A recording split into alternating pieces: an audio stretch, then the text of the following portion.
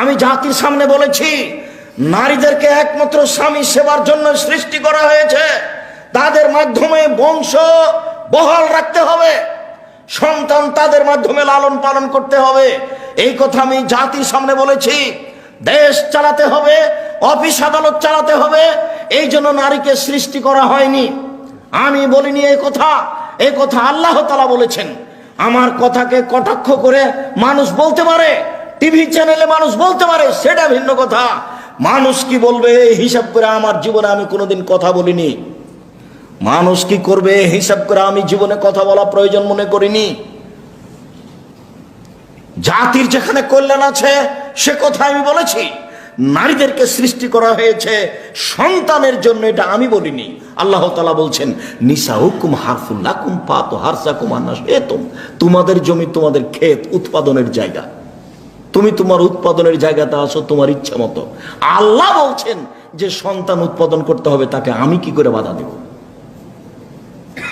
আমি বলেছি বাচ্চা প্রসবের জন্য নারীকে সৃষ্টি করা হয়েছে। বেটা তুমি ভুল ধরো। তুমি কি বুঝো?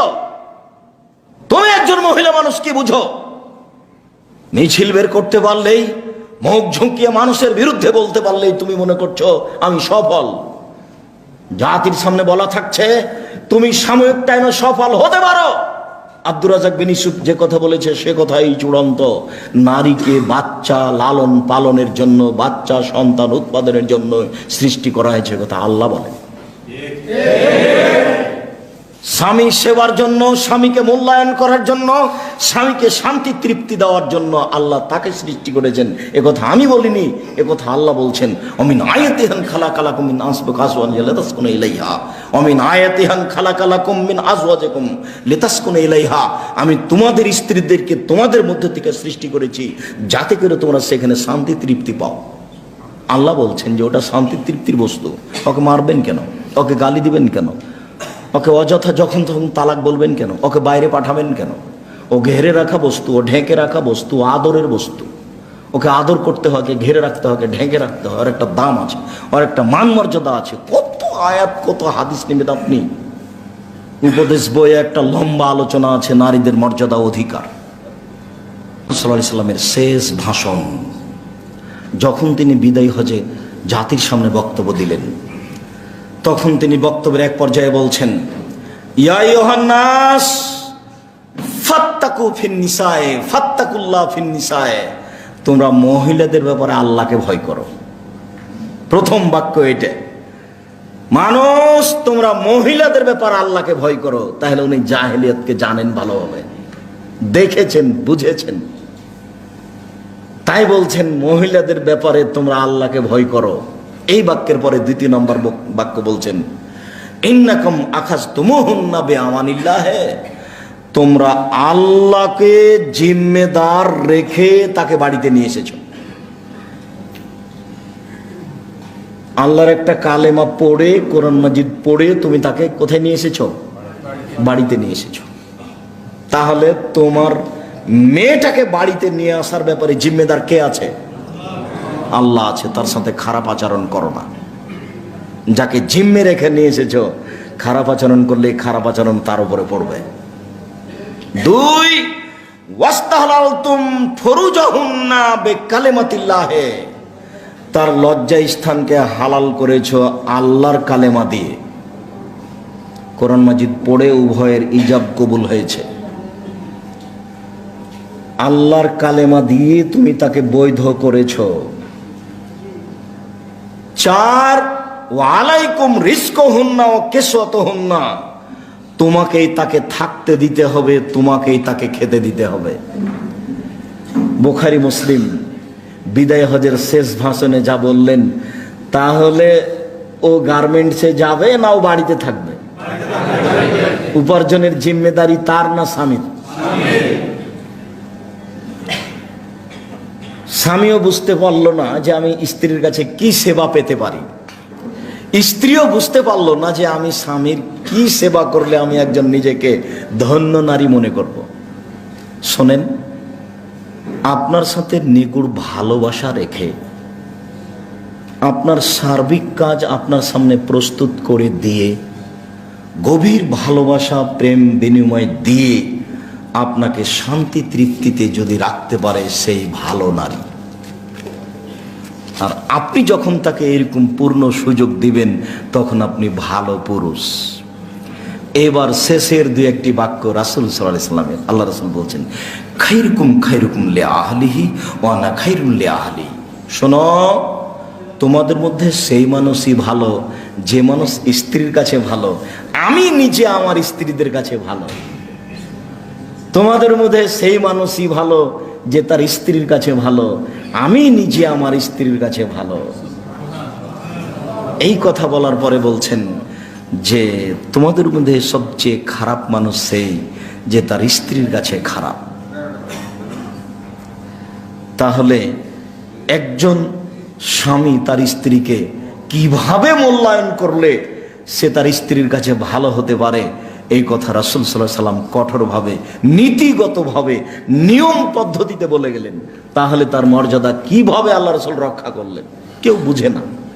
তাকে মাঠে ঘাটে চাকরি করতে পাঠিয়ে দিচ্ছে, তার কোনো হিসাব নেই। তুমি যাও, আমি কাপড়টা দেখছি। পয়সা উপার্জনের সবসময় মাথায় খেয়াল আছে, এ পয়সা দিয়ে কি করবেন বলেন? স্বামী স্ত্রী ইনকাম করার পর একদিন মরে গেছে, তো কি করবে? টাকা পয়সা গেছে সব। আপনি বুঝতে পারছেন না যে আল্লাহ বলছেন যে ইয়ামশুনা ফি মাসাকিনিহিম, সারা পৃথিবীর মানুষ যুগে একদিন বসবাস করত। আজ থেকে 100 বছর আগে সিলেটে বসবাস করছিল না কেউ? এই মাটিতে হাঁটছিল না? এই মাটিতে হেঁটেছে তো, চলে গেছে 200 বছর আগে চলে গেছে। এখন আমি হাঁটছি, 100 বছর পরে আমি হাঁটবো? আল্লাহ বলছেন পৃথিবীর এই বাড়ি ঘরে আপনি যেমন চলছেন, মানুষ এভাবে চলতে চলে গেছে, আপনি চলছেন। তাহলে আপনি আর আমি এত ব্যস্ত হলাম কেন? ইন্নাল মারাতা আওরাতুন, গোটা মহিলাই হচ্ছে আওরাত, ঢেকে রাখা জিনিস, ওকে ঢেকে রাখতে হবে। এ কথাই ঠিক। ঢেকে রাখতে গিয়ে বলছে একজন মহিলাও একজন মহিলার গায়ে হাত লাগিয়ে বোঝে না যেন। লা তুবাশিরুল মারাতা আল মারাতা, একজন মহিলা একজন মহিলার গায়ে হাত লাগাতে পারে না, তার গাওটা এভাবে চাপা দিয়ে ধাক্কা দিয়ে দেখতে পারে না। কেন? যদি তার গায়ে হাত লাগিয়ে তার মাথার চুল দেখে বুঝতে পারে, তাহলে ফাতানাথালে যাও যে হা এক সময় স্বামীর সামনে বিবরণ দিতে পারে যে খালেদা এই তার শরীরের গতি এই। তখন তার স্বামী কান ইয়ানজুরু ইলাইহা, তখন সে অন্তরের চোখে তাকে দেখতে পাবে। দেখেছেন হাদিস বুখারী মুসলিম, রাসূল সাল্লাল্লাহু আলাইহি ওয়াসাল্লাম কত দূরে চলে গেলেন। এক জায়গাতে পড়লে ছেলে মেয়ে, তাহলে কি হলো? এটা একসাথে চললে এটা কি হলো? দিবস পালন করলে এটা কি হলো? গার্মেন্টসে চাকরি করলে এটা কি হলো? একজন মহিলা আর একজন মহিলার গায়ে হাত লাগিয়ে তার শরীরের গতিরীতি যেন না বুঝে, কেননা বুঝলে তো তার স্বামীর সামনে কোনো সময় বলতে পারে, তখন তার স্বামী তাকে অন্তর চোখে দেখবে। এটা আল্লাহ রাসূল নিষেধ করলেন, হাদিস বুখারী মুসলিম। এই হলুদ মাখা যাবে না, হলুদ মাখা হারাম নয়, তবে হলুদ মাখতে হবে বিবাহতে, এরকম কোনো বিধান ইসলামে নেই। হলুদ মাখে যদি মাখুক, হারাম নয়। ওর মামা খাবে, ওর খালা ফুফু খাবে, তো ওর বোনেরা আসলো কেন, ওর ভাবিরা কেন আসলো? সব নোংরা নীতি। বিবাহের আগেই জেনার সূচনা করে বিবাহতে গেলেন, জীবনটা সলোয়ানে মিছের মতো হয়ে গেল। সম্মানিত দিনী ভাই বোন, নারীদের অনেক মান মর্যাদার কথা আল্লাহ এবং আল্লাহ রাসূল বলেছেন, যা আমরা না বুঝার কারণে তাদেরকে মূল্যায়ন করতে পারছি না। আজকের বৈঠকের শেষ কথা আপনাকে আমি অনুরোধ জানাচ্ছি, যা হয়ে গেছে গেছে, আজকে থেকে স্ত্রীর কাজ কমিয়ে দেন। ও আরবি মহিলা নয় তো, বুঝতে পারছেন না। ও যদি দিল্লির হতো, উর্দু ভাষী হতো, তাহলে কাজ করতে বললে আপনি বুঝতে পারতেন। একটু কাজ করতে বলবে, কে আমায় তেরি বাঁধি আই হোক, আমি কি তোমার দাসী নাকি আমাকে কাজ করতে বলছেন? মানে কাজের আর একটা ভিন্ন লোক লাগবে।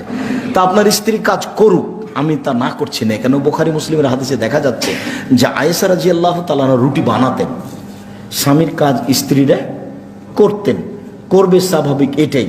আপনি তার কাজ কমিয়ে তাকে বাড়িতে রাখেন আর তাকে একটা সুন্দর পরিপাটি করে রাখার চেষ্টা করেন, তাহলে সেও শান্তি পাবে, আপনিও শান্তি তৃপ্তি পাবেন। সাংসারিক কাজ কমিয়ে নেন। যেটুকু রান্না বান্না ফকিরের জন্য করবে, বন্ধুর জন্য এত রান্না করলে হয়? আর পূর্বের কথাটা আবার ফিরে নিয়ে এসে বলছি, যেখানে জুমার খুতবাতেও ছিল, যে জীবনে বড় নেকির একটা মাধ্যম, সেটা হলো আপনাকে আপনার স্ত্রীকে আপনার মায়ের স্বভাবে ফিরে যেতে হবে। আমার কথাটা মনে রাখিয়েন। আপনার মা 10 জন 12 জন 18 জন 20 জনের ভাত রান্না করত ঢেঁকিতে ধান ভেঙে, কথা তাই নয়? আর আপনার স্ত্রী রেডি করা সবকিছু, ফ্রিজে গোস্ত রেডি আছে, এরপরে রান্না করে একটু মেহমানকে দিতে পারে না, মেহমানকে ভারী মনে করে। জীবনে কোনোদিন ফকির মিসকিন মেহমানকে ভারী মনে করবেন না। ওই যে লোকটা আসলো কিছুক্ষণ আগে, বললাম না যে আমার মা মেহমান প্রিয় ছিল, এক রিজাইফা মেহমানকে খেতে দিত, আমার মা মানুষের সাথে ভালো আচরণ করত, আমার মা তা ভালো এই করতো সব ভালো করত, কিন্তু আমার মা জাহেলিয়াতের যুগে মারা গেছে, মুসলমান হয়নি। তা আমার মা কি এগুলো পাবে? তা আল্লাহ রাসূল বলেন না, ও জাহান্নামে যাবে।